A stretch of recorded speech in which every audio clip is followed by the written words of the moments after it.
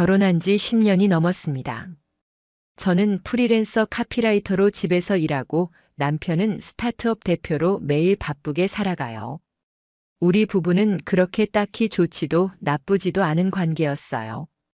크게 싸우지도 않고 자주 웃지는 않지만 서로 할 몫은 하며 지냈죠. 7살 된 딸아이도 순하게 자라줘서 가끔은 이 정도면 나름 괜찮은 결혼 생활이지 생각했어요. 주말엔 아이와 공원에 가고 가끔 가족 단위로 외식도 하고요. 그게 평범한 그리고 제가 생각한 정상적인 가정의 모습이었거든요.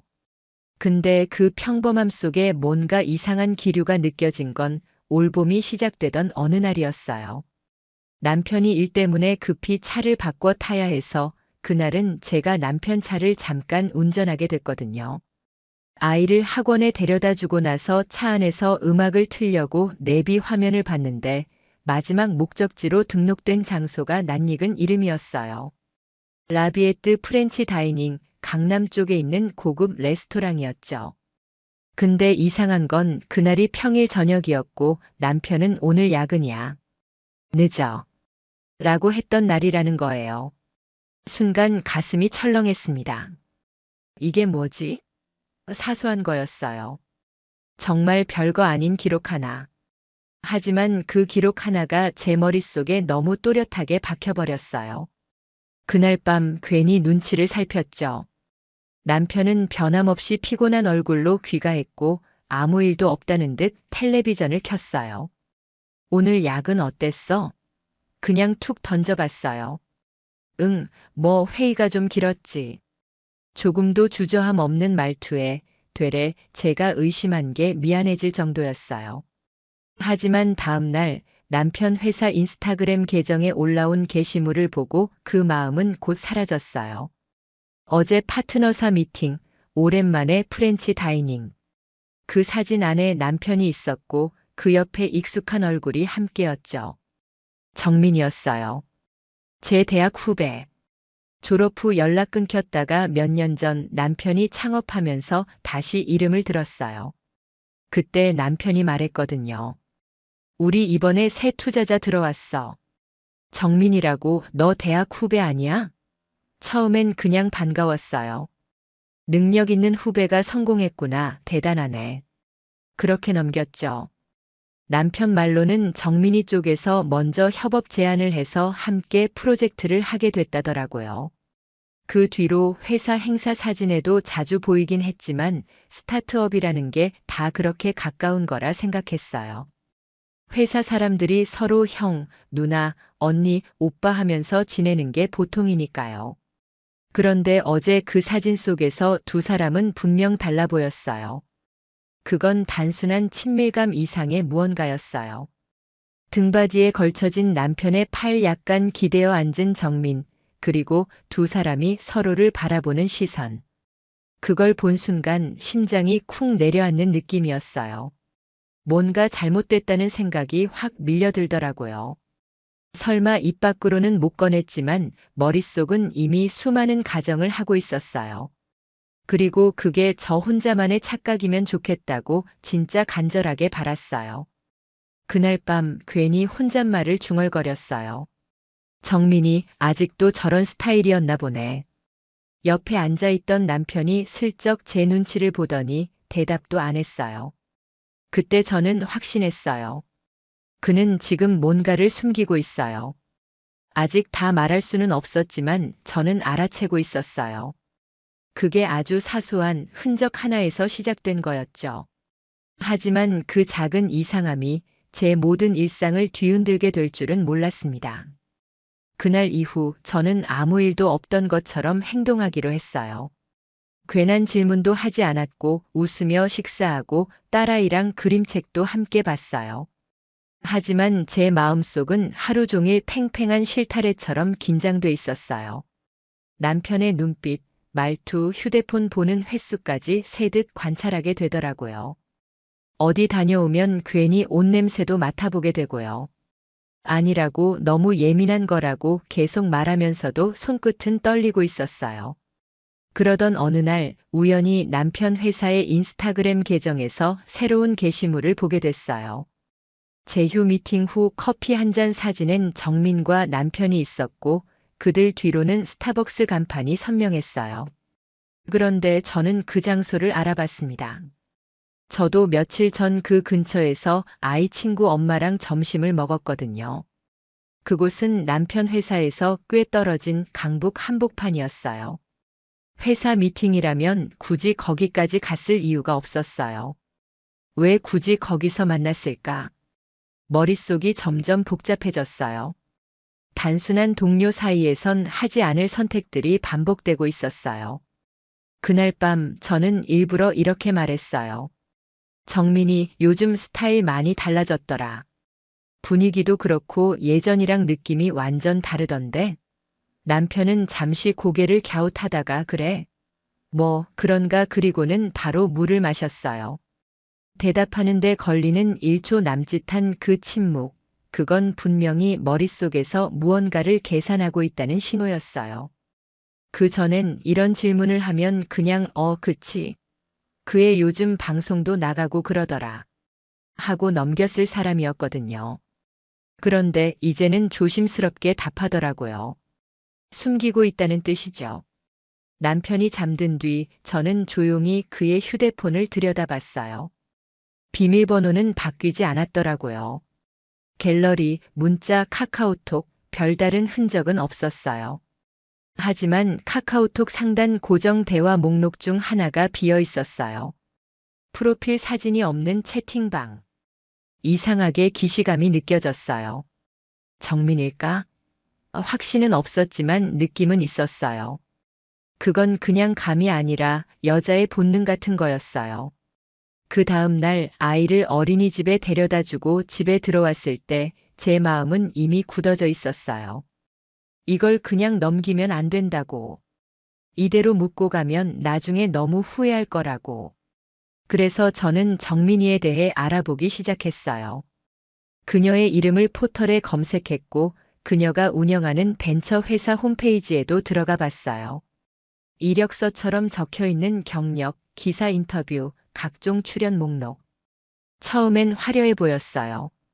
정말 능력 있는 사람처럼 보였죠. 그런데 몇 가지 이상한 점이 눈에 띄었어요. 학력 부분에 우리 학교 이름이 있긴 했지만 졸업 연도나 학과명이 틀려 있었어요. 기사 인터뷰에선 마치 광고업계에서 수년간 일한 것처럼 이야기했지만 제가 아는 정민이는 졸업 직후 바로 다른 길로 갔던 애였거든요. 하나하나 캡처해서 정리하기 시작했어요. 이건 그냥 제 감정이 아니라 기록으로 남겨둘 일이라고 생각했거든요. 남편은 그 와중에도 여전히 태연했어요. 주말엔 우리 부모님 뵈러 갈까? 응, 그러자. 표정 하나 안 변하고 그렇게 말했죠. 그런데 그 말이 오히려 더 무섭게 느껴졌어요. 모든 걸 들킨 사람보다 아직 아무것도 들키지 않은 사람의 그 여유. 그게 저를 더 조용하게 만들었어요. 말하지 않았어요. 화내지도 않았고 울지도 않았고 따지지도 않았어요. 그냥 지켜봤습니다. 그 사람의 시선, 말투, 몸짓, 숨소리 하나까지도 모든 걸 기억하고 분석하고 정리했어요. 이건 단순한 감정 싸움이 아니었어요. 저는 이제 싸움을 준비하고 있었어요.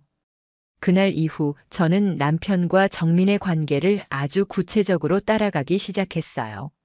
모든 건 조용하게 절대 들키지 않게. 남편은 여전히 평소처럼 행동했어요. 아침이면 피곤한 얼굴로 커피를 마시고 저녁이면 아이한테 책을 읽어주고. 하지만 저는 알고 있었어요. 그 모든 평온함 뒤에 뭔가 숨겨진 게 있다는 걸. 사람은 반복되는 행동 속에서 실수를 하게 되잖아요.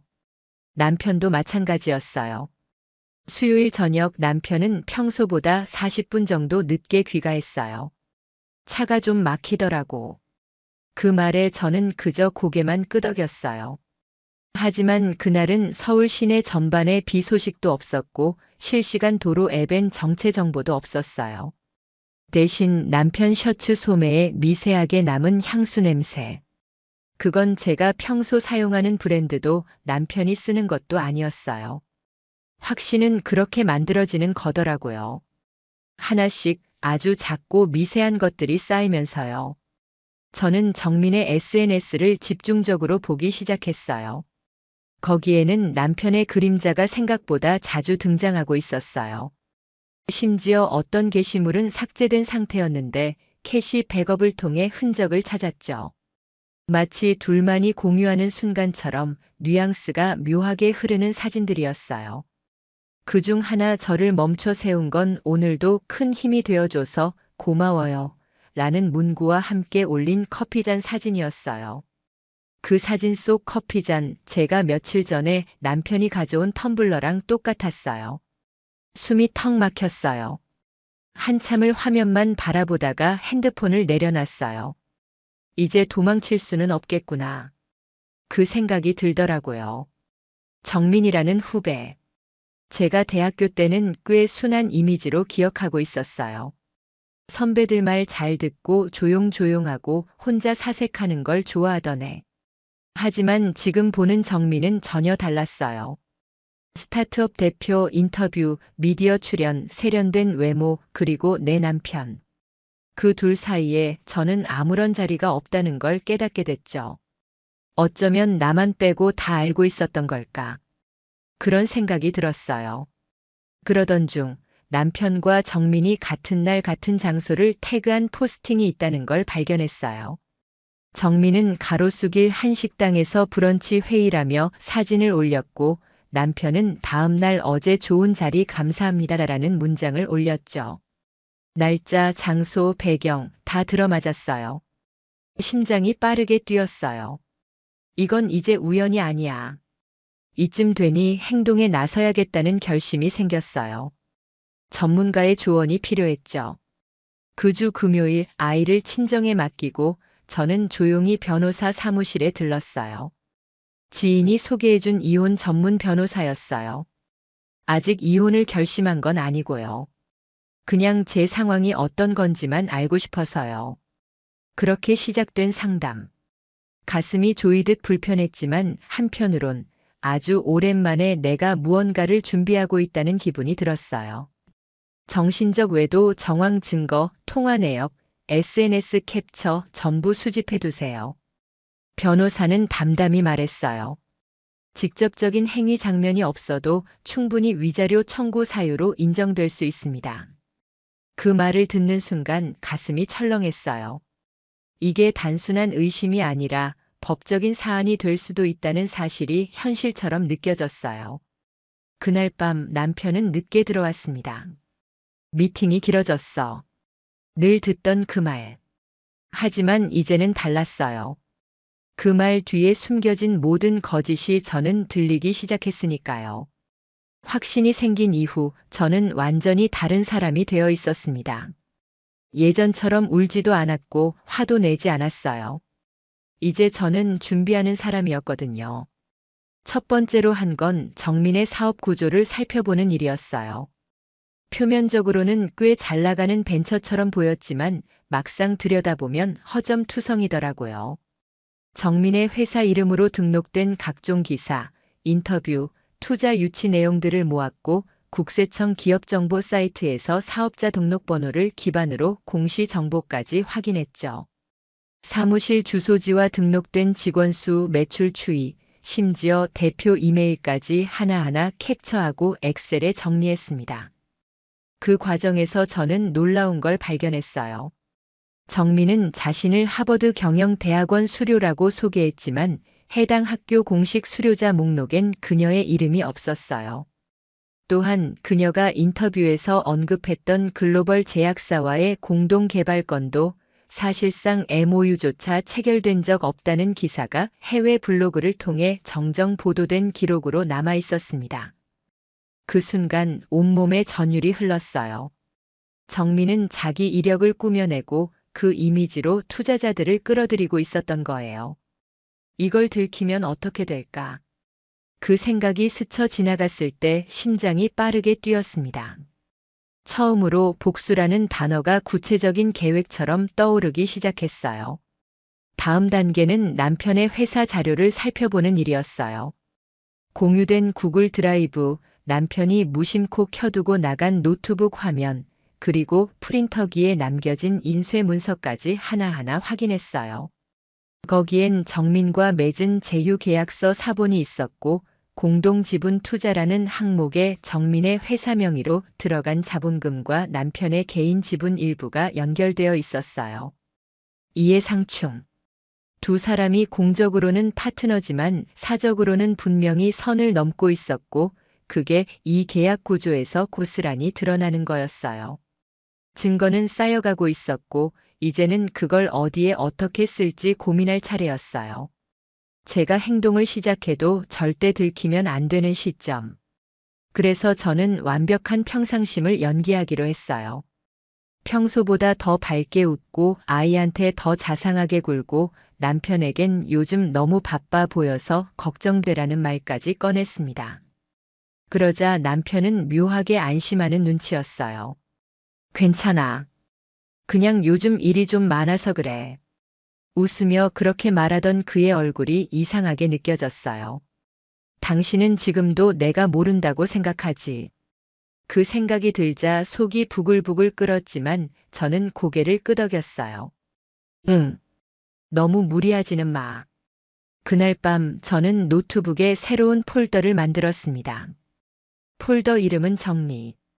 그 안에 지금까지 모은 스크린샷, 계약서, 기사 링크, 투자자 명단, 모든 자료를 날짜별로 정리해서 넣었어요. 그리고 마지막으로 하나 더. 정민이 과거 학교 선배들에게 돌렸던 창업 초기 투자 유치 메일도 찾았어요. 그 메일 안에는 스스로의 이력을 일부러 부풀려 적은 문장이 그대로 남아 있었죠. 그걸 저는 정확히 캡처했고 메일 원본까지 확보했습니다. 이제 준비는 거의 끝나가고 있었어요. 감정이 아닌 논리와 구조로 무너뜨리는 작업. 그 사람이 내게 어떤 상처를 줬는지 그건 이제 중요하지 않았어요. 이건 감정의 싸움이 아니라 진실을 드러내는 과정이 되어가고 있었거든요. 요 며칠 저는 일부러 조용히 지냈어요. 남편과의 대화는 짧게, 표정은 부드럽게, 감정은 최대한 절제했죠. 그가 방에서 나올 때면 먼저 웃으며 인사했고 식사 중에도 괜히 딸아이 얘기만 꺼냈어요. 사실은 일부러 그랬어요. 제 감정을 숨기는데 더 능숙해지기 위해. 그리고 그 사람의 반응을 보기 위해서요. 그러자 남편의 눈빛이 자꾸 흔들리더라고요. 식탁에 앉아 있을 때도 샤워 후 거울 앞에 설 때도 마치 제가 뭔가를 눈치챈 건 아닌지 계속 눈치를 보는 느낌이 들었어요. 아마 정민 쪽에서 압박이 들어왔던 것 같았어요. 이제 아내랑 정리 안 하면 우리도 그만하자. 그런 식의 말을 했겠죠. 그리고 그 타이밍에 제가 너무 조용하니까 남편 입장에선 더 불안해졌을 거예요. 그래서 결국 먼저 던졌습니다. 그날 밤 딸이 잠든 뒤 거실에 앉아 맥주를 따던 남편이 조용히 말했어요. 혹시 이혼 생각해 본 적 있어? 심장이 철렁했어요. 정말 그 말이 현실이 될 줄 몰랐거든요. 하지만 저는 아무렇지 않은 듯 웃었어요. 당신이 먼저 말할 줄은 몰랐네. 남편은 잠시 말을 잇지 못했어요. 그 표정, 저는 아직도 기억해요. 생각보다 제가 너무 담담하다는 사실에 당황한 눈빛이었어요. 그게 무슨 뜻이야? 그냥 우리 지금 서로가 뭘 원하는지 다 알잖아. 사실 나도 요즘 좀 많이 생각했거든. 이게 맞나 싶기도 하고. 그는 말없이 맥주를 한 모금 마셨어요. 저는 눈을 피하지 않았어요. 그 순간 내가 이 관계의 주도권을 쥐었다는 걸 직감으로 느낄 수 있었어요. 그럼 어떻게 할 건데? 그가 물었고 저는 일부러 아주 현실적인 말투로 답했어요. 아이도 있으니까 천천히 정리하자. 혼자 결정하기엔 복잡한 문제잖아. 그는 의아하다는 듯 고개를 끄덕였어요. 아직까지도 제가 정말 아무것도 모른다고 믿고 있는 얼굴이었어요. 다음 날 저는 바로 변호사에게 연락했어요. 어젯밤 남편이 먼저 이혼 이야기를 꺼냈어요.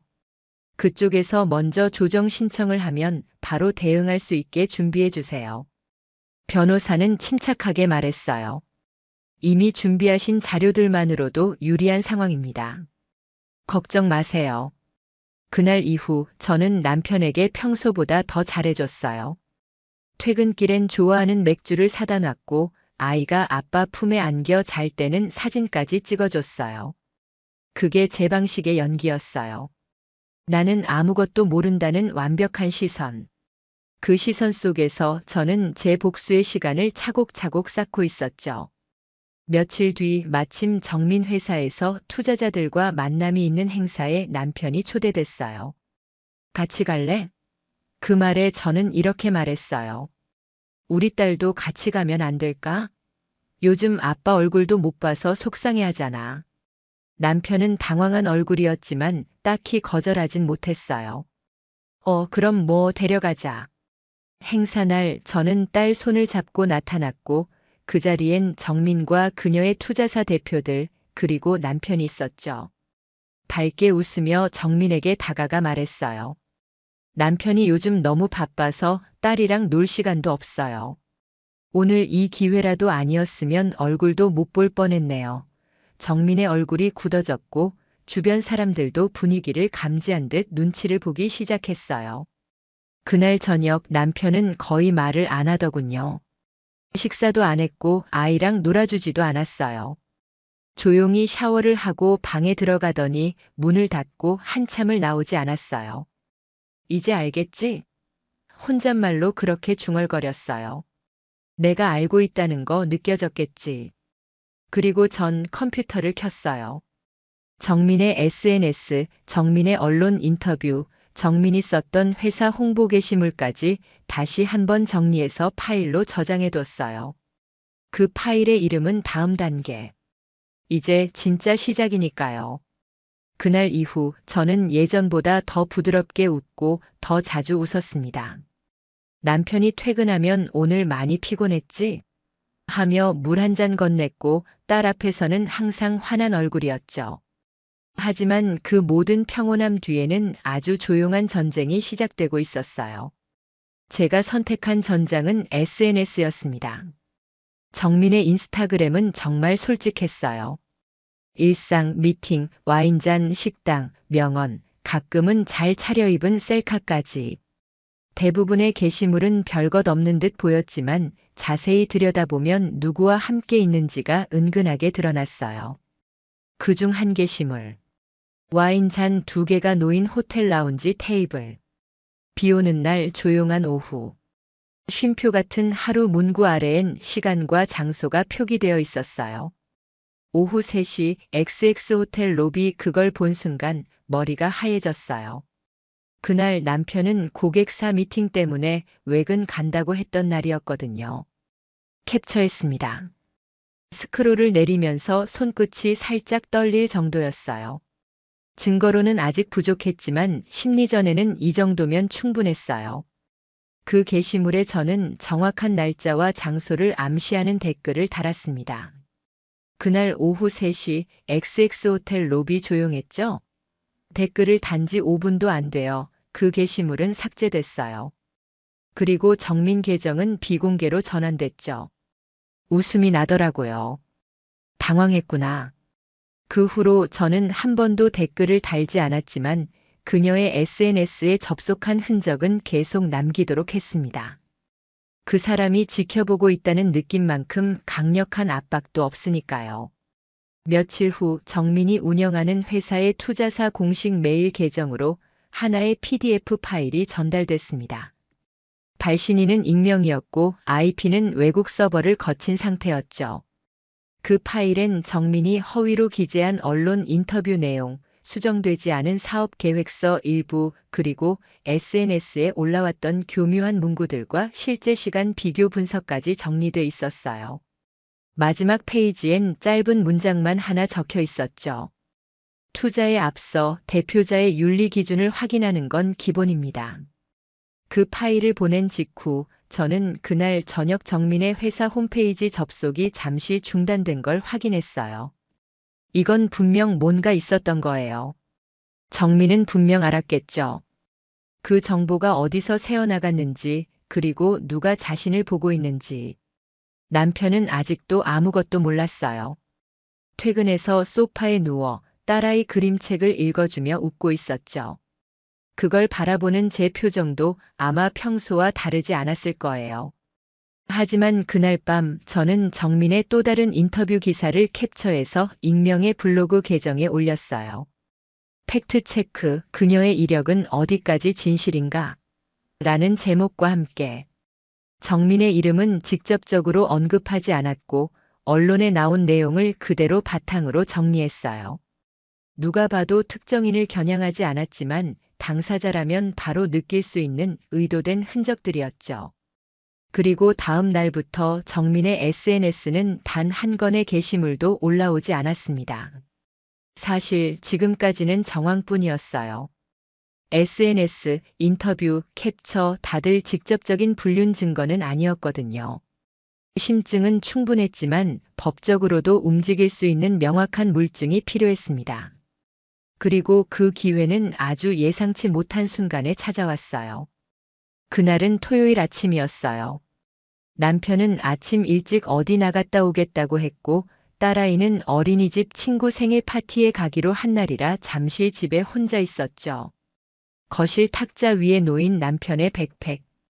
열 생각은 없었는데 지퍼가 열린 채로 메신저 노트북이 살짝 빠져나와 있었어요. 순간 가슴이 철렁했습니다. 심장이 요동치고 숨이 가빠졌어요. 하지 마, 그냥 넘겨, 수없이 되뇌었지만 손은 이미 움직이고 있었어요.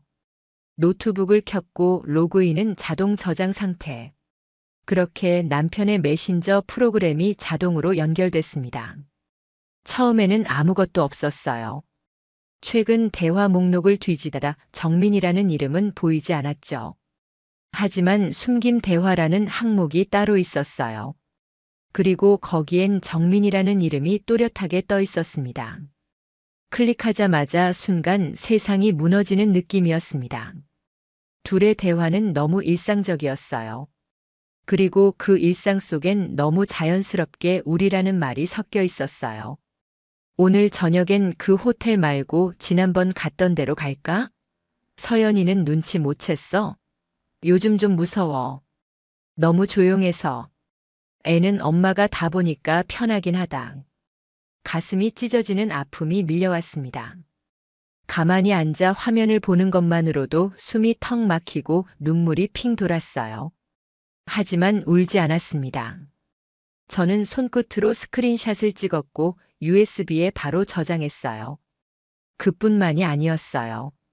대화 내역 중엔 정민이 남편을 조롱하듯 말한 음성 파일도 포함돼 있었어요.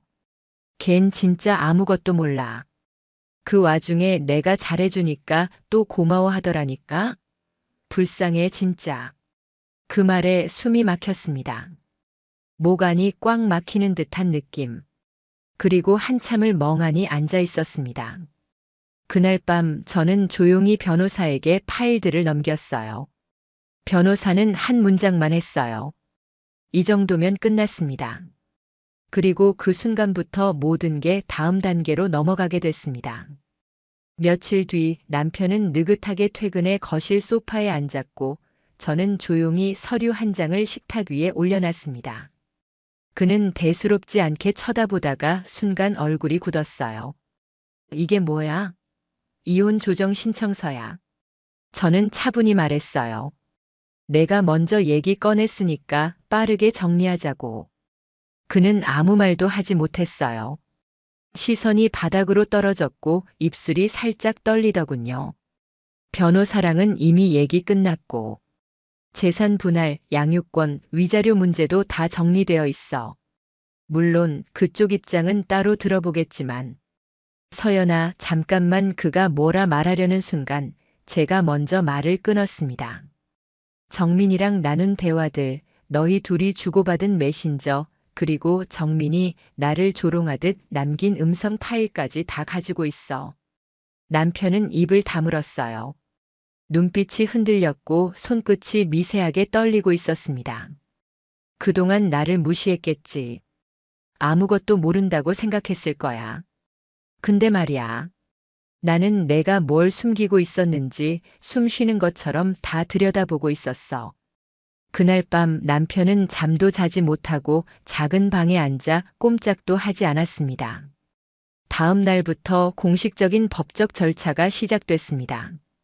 변호사는 바로 정민과 지우의 메신저 내역, 정민의 조롱 음성 파일, SNS 캡처 내용, 정민의 허위 인터뷰 정리본까지 모두 정리해 증거자료로 제출했습니다.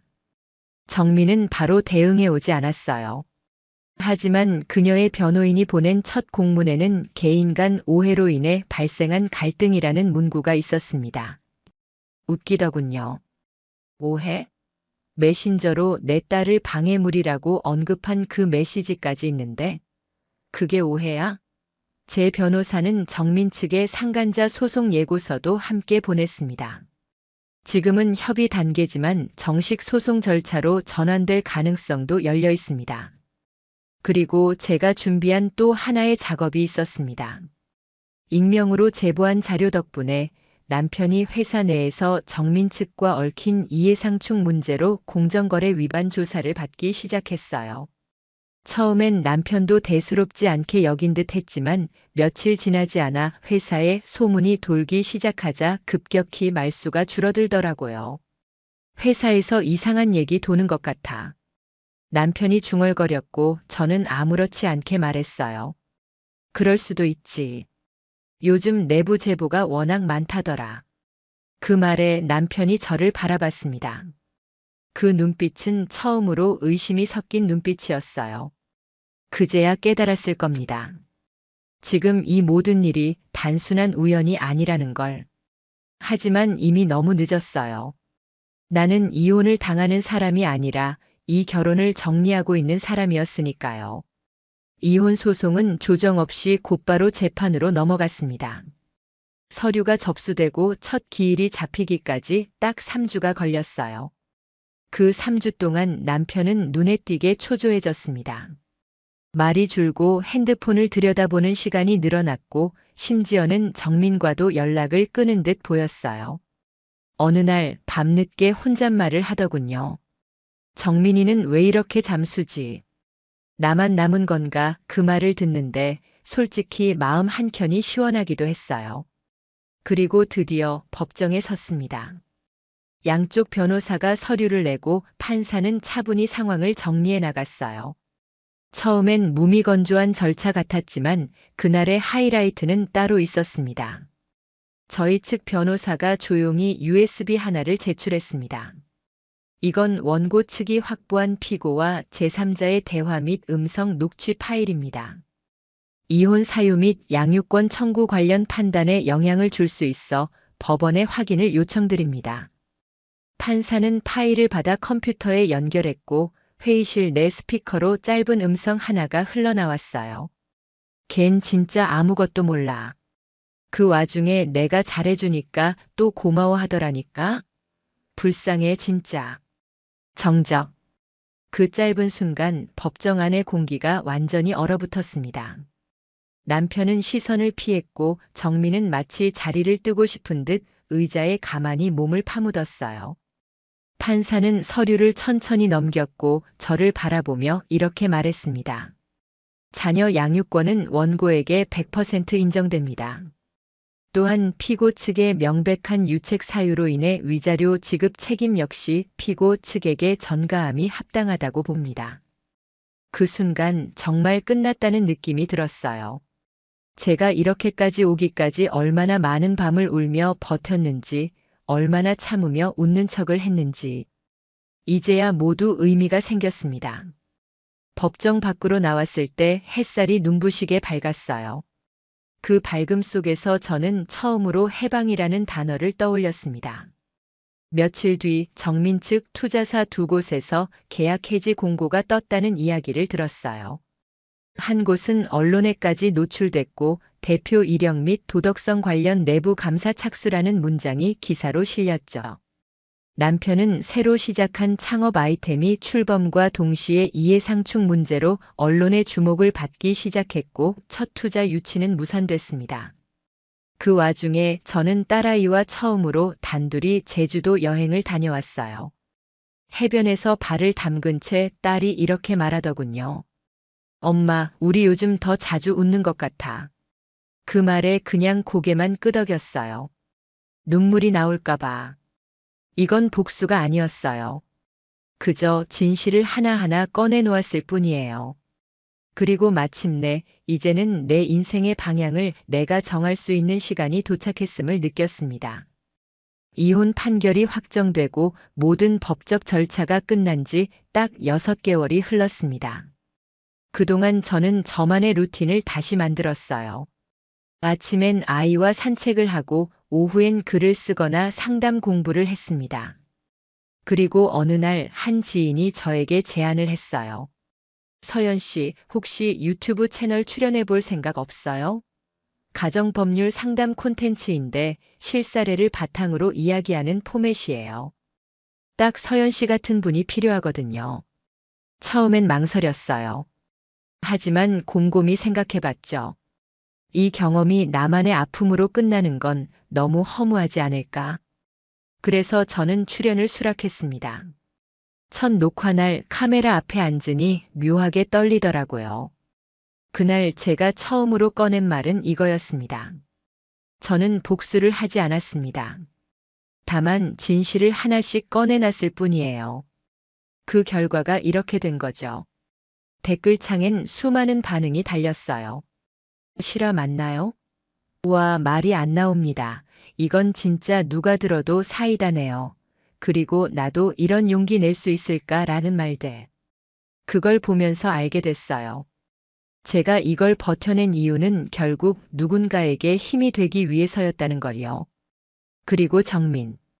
그녀는 투자자 3곳에서 계약을 파기당했고 한 벤처 커뮤니티에선 도덕적 해이라는 키워드와 함께 이름이 언급되기도 했어요.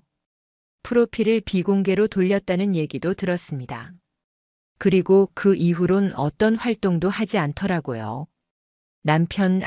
전 남편 지우는 창업했던 회사에서 손을 뗐고 최근엔 한 지방 도시로 내려갔다는 얘기를 들었어요. 다시는 연락이 없었습니다. 딸은 요즘은 그림 그리기를 좋아해서 제가 저녁마다 스케치북을 같이 펴줍니다. 그림을 그리면서 딸이 물었어요. 엄마, 옛날엔 울었어? 가끔. 근데 지금은 안 울지? 응. 지금은 웃을 일이 더 많아졌어. 제 삶은 회복된 게 아닙니다. 격상된 겁니다. 남편에게 버림받고 후배에게 배신당하고 사랑과 믿음 모두 무너졌지만 그 모든 걸 지나 이젠 누군가의 조언자가 되었고 누군가의 위로가 되었고 무엇보다 제 아이의 자랑이 되었어요. 마지막 인터뷰에서 제가 한마디를 끝으로 정리했어요. 복수요? 그건 감정이 할 일이에요. 저는 그냥 사실을 정리했을 뿐입니다. 거짓은 결국 스스로 무너지니까요. 지영은 단지 순간의 스릴이라고 생각했어요. 그저 잠깐의 외로움을 달래고 싶었을 뿐이었죠. 그런데 그 일이 지금은 제 인생에서 가장 큰 후회로 남아 있습니다. 혹시 여러분도 이런 경험이 있으신가요? 한순간의 선택이 오랜 시간을 되돌리고 싶게 만든 저는 지금 어디로 가야 할지 모르겠습니다. 그저 벽을 바라보며 후회만 되뇌이고 있어요. 민수, 45살. 그와 저는 결혼한 지 7년이 되었고 5살 아들 민우와 함께 살아왔습니다. 처음 만났을 때는 친구의 소개로 가볍게 인사를 나눴고 서로에게 큰 기대는 없었어요. 그저 외롭지 않기 위해 함께 시간을 보내던 사이였죠. 하지만 이상하게도 시간은 우리를 가까이 묶어 주었고 조심스럽게 시작된 인연은 결국 부부라는 이름으로 이어졌습니다.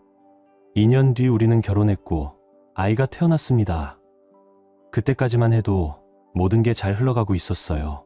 민수는 카카오에서 소프트웨어 엔지니어로, 저는 보험회사에서 영업직으로 일하며 바쁘게 살았죠. 일상은 바쁘고 고단했지만 가족이라는 울타리 안에서 우리는 웃고 있었어요. 하지만 모든 건 5개월 전부터 무너지기 시작했습니다. 민수가 회사에서 승진하게 되면서 일이 2배로 많아졌고 그는 점점 더 늦게 퇴근하고 더 피곤한 얼굴로 집에 들어왔습니다. 그가 말없이 방에 들어가고 나면 저는 텅 빈 식탁을 바라봤어요. 애써 요리를 준비했지만 그는 피곤하다는 말만 남긴 채 소파로 향했죠. 이런 날들이 반복되자 저는 더 이상 말을 꺼낼 수 없었습니다. 그의 무관심은 점점 더 깊어졌고 결국 저는 외로움에 무너지고 말았어요. 그 무렵 제 업무상 중요한 고객이 있었어요. 제호, 48, 핀테크 회사를 운영하고 있는 CEO였습니다. 저에게는 그 회사의 보험 계약을 따내는 것이 매우 중요했고 회사는 물론 저의 커리어에도 결정적인 일이었죠. 상사는 말했어요. 그 고객 마음만 얻으면 실적은 끝난 거야. 신뢰를 쌓고 편하게 대화를 이끌어봐. 그 말에 저는 처음엔 주저했지만 곧 자연스럽게 제호와 더 가까워졌습니다. 단지 일 때문이었어요. 정말 그랬습니다. 하지만 마음은 쉽게 선을 지키지 못하더군요. 민수의 무관심은 제 마음을 자꾸만 허전하게 만들었고 저도 모르게 제호에게서 따뜻함을 찾기 시작했습니다. 처음엔 단순한 식사 자리였어요. 계약과 관련된 서류, 절차, 시장 상황 모두 일 이야기였죠. 그런데 그 자리에서 제호는 섬세하게 다가왔어요. 직접적인 말은 없었지만 그의 시선과 말투엔 미묘한 온기가 묻어 있었습니다. 하루는 제가 물컵을 엎질렀을 때 그는 조용히 웃으며 제 눈을 똑바로 바라보았죠. 저는 당황해서 화제를 돌렸지만 그때부터였어요. 집에서는 느껴본 적 없는 관심이 다르게 다가왔던 건 민수가 아닌 누군가의 눈에 제가 여자로서 비춰지고 있다는 느낌. 그게 그렇게 큰 파문을 일으킬 줄은 몰랐습니다. 물론 저도 알고 있었어요. 이런 감정이 올바르지 않다는 거요. 그럼에도 불구하고 저는 그 시선을, 그 대화를 감사하게 여기고 있었습니다. 민우는 그때 장기 캠프 프로그램에 참여하고 있었고 집은 더 조용했고 더 외로웠습니다. 제호는 저를 식사에 자주 초대했고 저는 그 시간을 통해 업무의 긴장도, 가정의 공허함도 잠시 내려놓을 수 있었습니다. 그는 점점 더 제게 익숙해졌고 저는 점점 더 선을 지키는 것이 어려워졌습니다. 집에 돌아오면 민수는 이미 서재에 들어가 문을 닫아버렸고 식탁에는 이미 식지 않은 저녁만이 남아 있었습니다. 그날 저는 거울을 보며 문득 이렇게 생각했어요. 우리는 가족일까? 아니면 그냥 같은 공간에 머무는 동거인일까? 그리고 그 생각이 저를 무너지게 만들었습니다. 그날 이후 저는 제호와 거리를 두기로 마음먹었습니다. 계약도 거의 마무리되었고 제 감정도 여기서 멈춰야 한다고 생각했거든요. 스스로에게 말했죠. 이건 한 번의 실수였어. 이제 끝이야. 민수와 민우, 그들에 대한 책임을 잊지 않기 위해 저는 더 바쁘게 살았습니다. 업무에 집중했고 대부분의 저녁 시간을 사무실에서 보냈죠. 하지만 그럴수록 집이라는 공간은 더 낯설고 차가워졌습니다. 예전엔 문을 열면 따뜻한 기운이 반겨주곤 했는데 이제는 그저 의무처럼 존재하는 장소가 되어가고 있었습니다. 민우는 여전히 장기 캠프에 있었고 민수와는 아무리 대화를 시도해도 감정의 벽만 느껴졌습니다. 그는 여전히 바빴고 피곤했고 제게 관심을 두지 않았습니다. 그런 일상 속에서 제호는 완전히 사라졌죠. 그날 밤 이후 단 한 번의 연락도 없었습니다. 솔직히 그게 당연하다고 생각했어요. 하지만 마음 한편으론 너무나 조용한 그의 반응이 의외였습니다. 그러던 어느 금요일, 늦은 퇴근길, 회사 현관 앞에 낯익은 얼굴이 기다리고 있었습니다. 바로 제호였습니다. 그는 아무 말 없이 다가와 저를 안았고 그동안 보고 싶었어요. 라고 말했습니다. 그의 갑작스러운 등장에 저는 당황했고 마음은 혼란스러웠습니다. 그날은 실수였어요. 다시는 그러면 안 돼요. 제 입은 그렇게 말했지만 그의 눈빛은 그렇게 쉽게 물러서지 않았습니다. 그게 정말 실수라고 생각해요? 나는 아니었어요. 당신도 그랬잖아요. 그 말에 제가 애써 세워두었던 경계가 흔들렸습니다. 그리고 다시 입을 맞췄습니다. 그 순간은 낯설고 복잡했지만 동시에 마음 깊은 울림이 있었습니다. 그날 이후 저는 다시 선을 넘는 선택을 하게 되었습니다. 제호는 우리의 상황을 이해한다고 했고 함께 보이지 않게 조심하면서 평소처럼 친구처럼 지내자고 했죠. 저는 그 제안을 받아들였고 우리는 그렇게 다시 시작됐습니다. 민수는 이상할 만큼 아무 말이 없었습니다. 제가 늦게 들어가거나 연락이 잘 안 되는 날이 많아졌는데도 그는 그냥 모호한 대답만으로도 더는 캐묻지 않았어요. 그게 더 아팠습니다. 그의 침묵이 믿음이 아니라 무관심이라는 생각이 들었거든요. 제호와의 관계는 조심스러웠지만 편했습니다. 그와 함께 있는 시간은 오랜만에 나라는 사람을 다시 느끼게 했습니다. 작은 대화 하나, 짧은 산책 하나에서도 감정이 살아났습니다. 그와 함께 있을 때면 결혼 생활 속에서 잊고 살았던 설렘과 모험심이 떠올랐습니다. 물론 그 감정이 오래가선 안 된다는 걸 알고 있었지만 그 감정을 즐기고 있는 나를 부정할 수도 없었습니다. 시간은 흘러 민우가 캠프를 마치고 돌아올 시기가 되었습니다. 저는 스케줄을 다시 조정했고 재호와의 만남도 줄이게 되었지만 우리는 여전히 방법을 찾아 시간을 보냈습니다. 하지만 마음 한켠에는 불안감이 자라났습니다. 이 관계가 어디로 향하는지, 어떤 결말을 맞이하게 될지 저조차도 확신이 없었습니다. 하루는 제가 솔직하게 말했어요. 우리 이렇게 계속해도 되는 걸까? 그는 말했습니다. 지금은 그냥 하루하루만 생각하자고요. 그게 우리가 할 수 있는 최선일지도 몰라요. 그 말은 제게 위로였고 동시에 현실이었습니다. 민수는 여전히 일에만 몰두했고 주말에도 아빠로서는 성실했지만 남편으로선 존재하지 않았습니다. 그의 무관심이 이제는 익숙해졌고 저 역시 더 이상 그에게 뭔가를 기대하지 않게 되었습니다. 한때 저는 이 결혼을 끝내고 싶다는 생각도 했지만 그때마다 떠오른 건 민우의 얼굴이었습니다. 민수가 남편으로는 부족했지만 민우에게는 세상에서 가장 좋은 아빠였거든요. 그가 민우에게 보여주는 사랑과 헌신은 제가 쉽게 아이를 데려올 수 없다는 현실을 다시 떠올리게 했습니다. 그래서 저는 그 어떤 감정보다 민우를 위해 이 결혼을 유지해야겠다고 생각했습니다. 아이를 품에 안고 있을 때 모든 후회와 불안은 잠시 잊혀졌습니다. 제 커리어는 잘 풀리고 있었고 재호와의 관계도 제 감정을 채워주고 있었으며 겉으로 보기엔 우리 가정은 안정되어 보였습니다. 하지만 그 모든 균형이 얼마나 쉽게 무너질 수 있는지 저는 곧 알게 되었습니다. 민수는 여전히 일에 파묻혀 있었습니다. 그는 제가 어떤 표정을 짓는지, 하루가 얼마나 힘들었는지 전혀 관심이 없어 보였어요. 솔직히 제가 그의 인생에서 사라진다 해도 아마 눈치조차 채지 못할 것 같았습니다. 그때부터 저는 일정을 조금 바꾸기로 했습니다. 퇴근 후엔 민우와 시간을 보내기 위해 점심시간에 재호와 만나기로 했죠.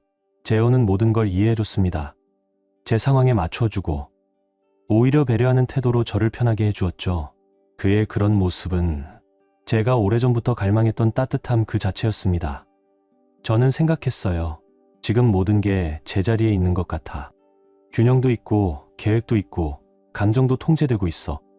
하지만 인생이란 게 참 가장 조심할 때 가장 쉽게 무너지더군요.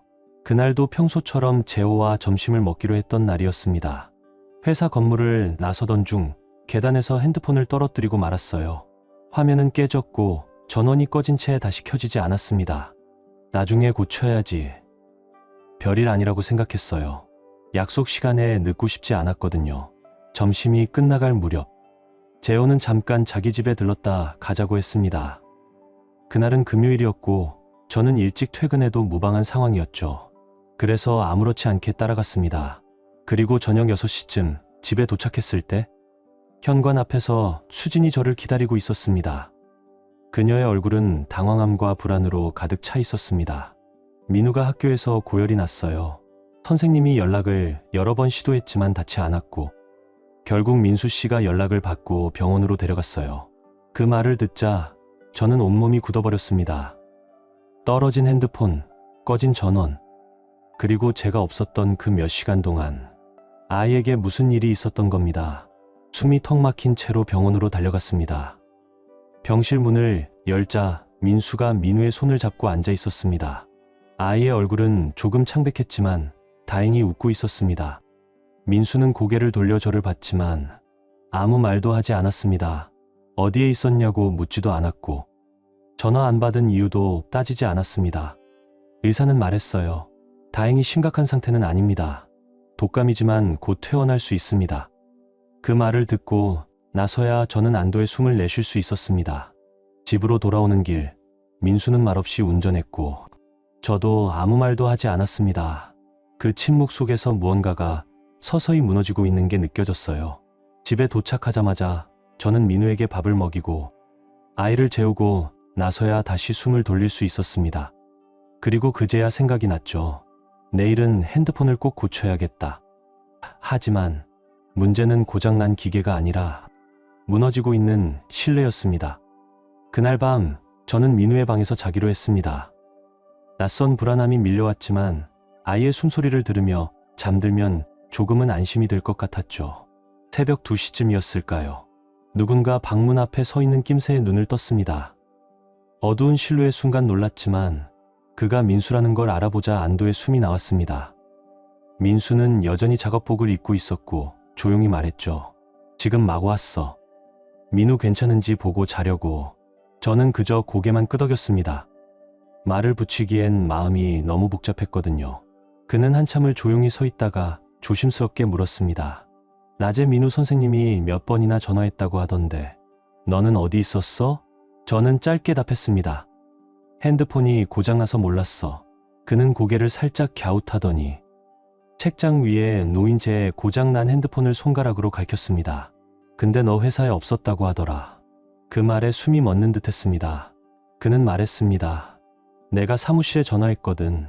점심 먹으러 나간 후엔 다시 안 왔다더라. 그 순간 머릿속이 하얘졌습니다. 무엇을 어떻게 대답해야 할지 몰랐어요.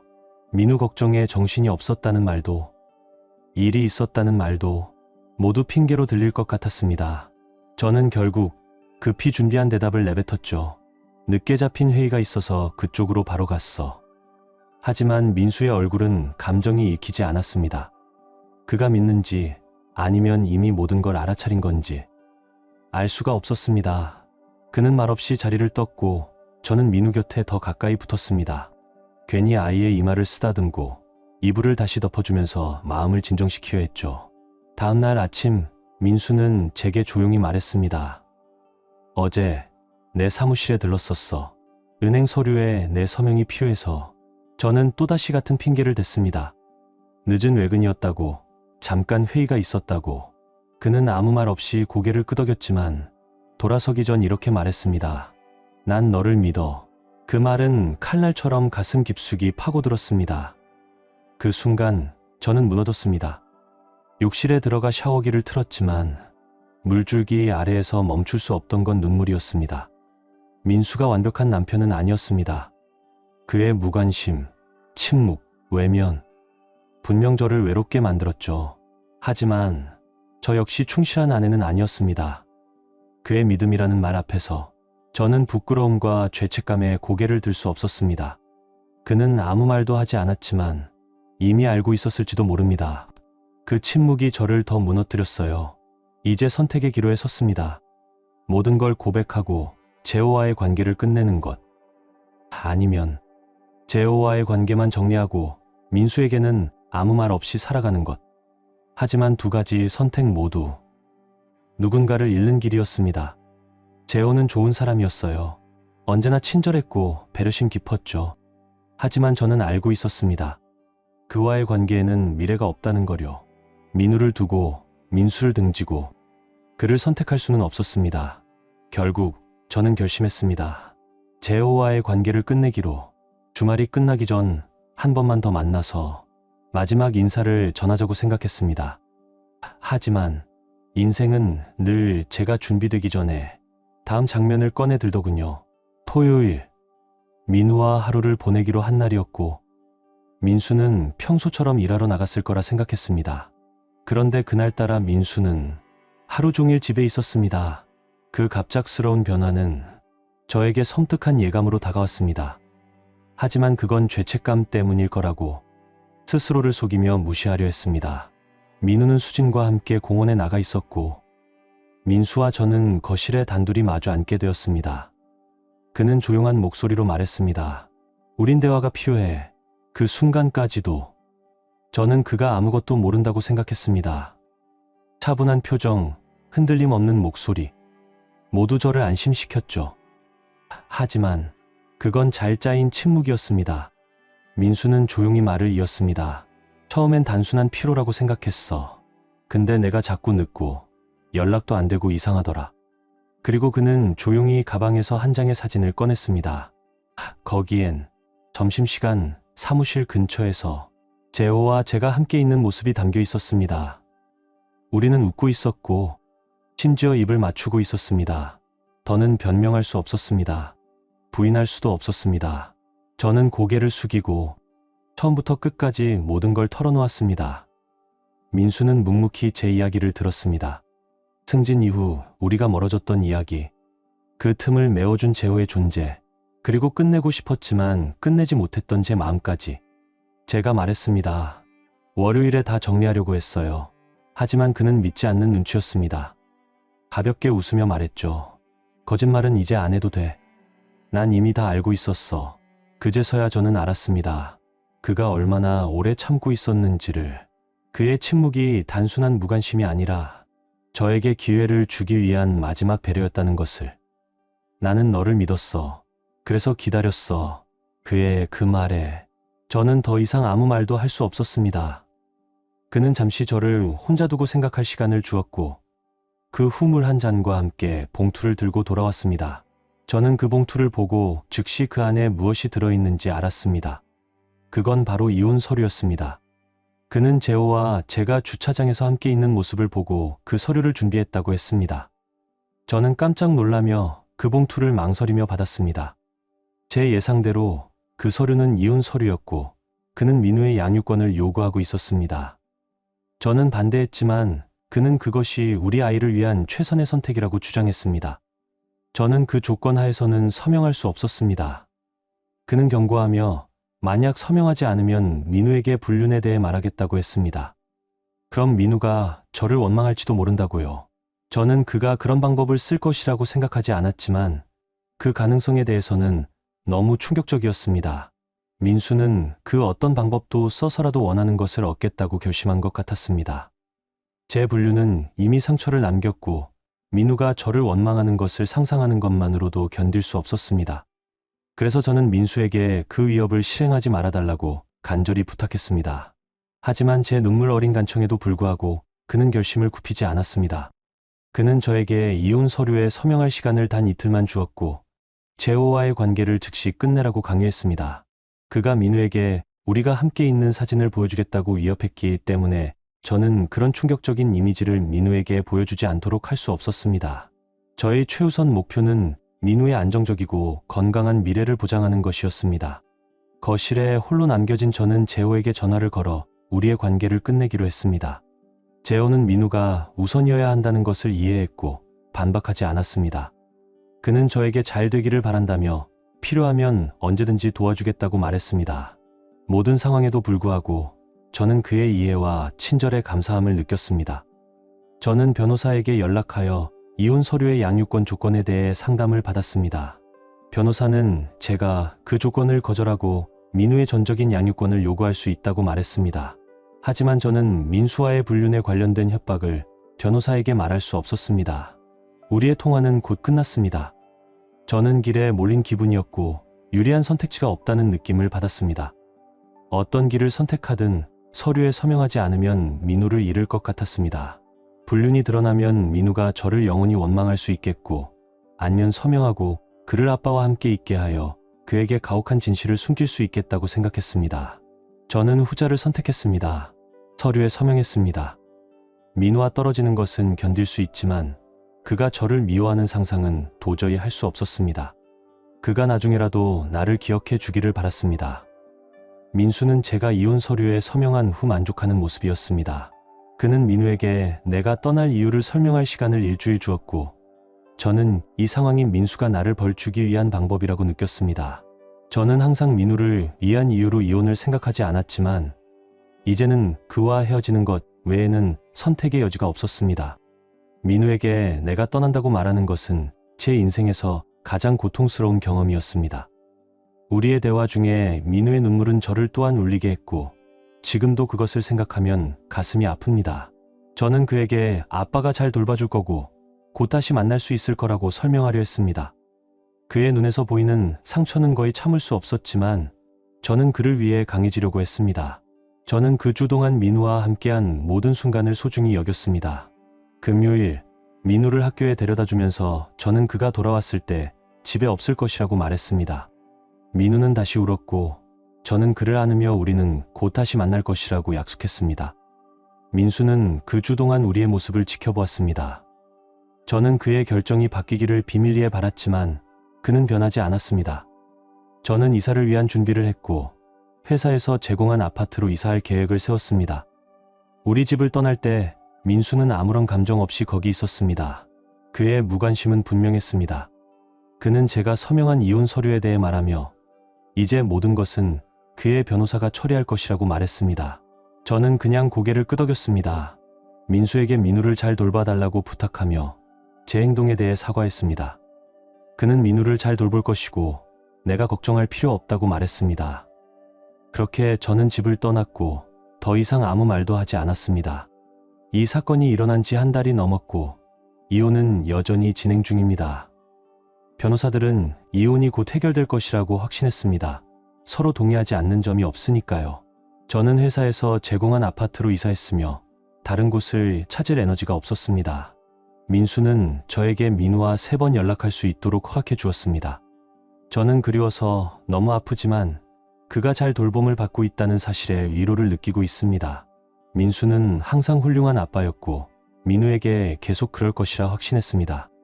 민우는 아빠가 이제 일찍 집에 돌아와 많은 시간을 함께 보내고 있다고 말했습니다.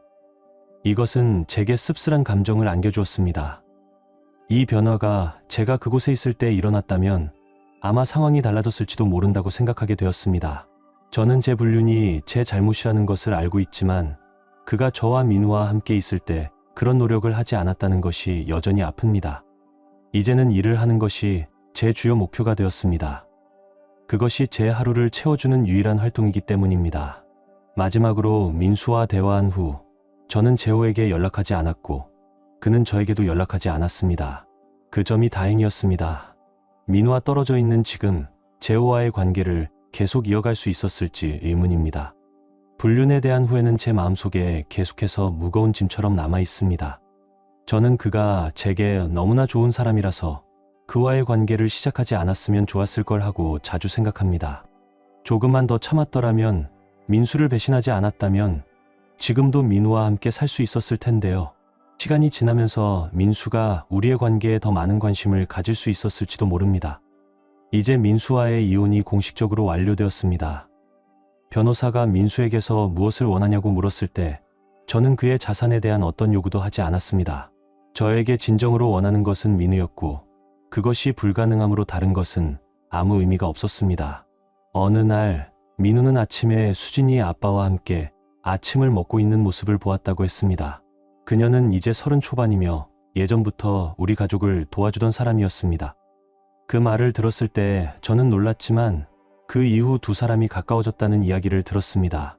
민수가 쉽게 새로운 사람과 관계를 시작한 모습을 보면서 저는 의아해했지만 그 후 제 행동이 우리의 결혼을 끝나게 만든 것이라는 사실을 깨닫고 저는 그를 판단할 자격이 없다는 것을 알았습니다. 그럼에도 불구하고 그 사실은 여전히 아팠습니다. 저는 민우에게 그저 수진이 무엇인가를 가지러 갔을 것이라고 말하며 안심시켰습니다. 민수가 우리의 분리 중 민우를 이용하려 했음에도 불구하고 저는 그런 전술을 쓰지 않기로 결심했습니다. 저는 민우를 이용해 민수에게 복수하지 않겠다고 다짐했습니다. 그저 민우와 언제든지 대화할 수 있다는 것에 감사할 뿐이었습니다. 수진은 민우의 부탁으로 저에게 전화를 걸어주었고 저는 그것에 감사했습니다. 아마 그녀는 민수와의 관계에 대해 죄책감을 느꼈을지도 모르지만 저는 그가 민우와 대화할 수 있게 해준 것에 대해 여전히 고마웠습니다. 저는 또한 주말마다 민우와 함께 시간을 보낼 수 있었고 그것이 제 삶에서 가장 소중한 시간이 되었습니다. 민우는 저에게 모든 일을 자세히 이야기해주며 제 삶에서 빠진 부분이 없도록 했습니다. 불륜을 시작한 것에 대한 후회는 여전히 남아있었고 특히 민우를 민수의 집에 데려다주고 나서 그 후회가 더욱 깊었습니다. 그 집은 이제 제 것도 아니었고 예전에 제 집이었기 때문입니다.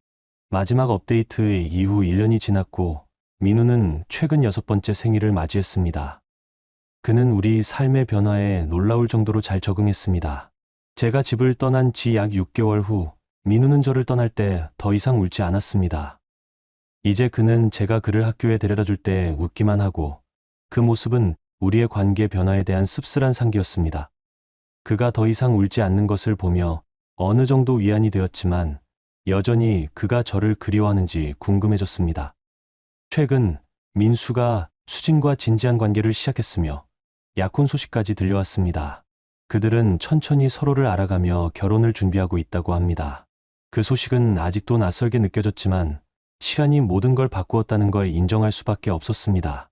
민수는 그 기회를 이용해 저에게 그들의 약혼과 결혼식 계획에 대해 알려주었습니다. 저는 웃음을 짓고 그의 표정은 제가 느끼고 있는 불편함을 즐기는 것처럼 보였습니다.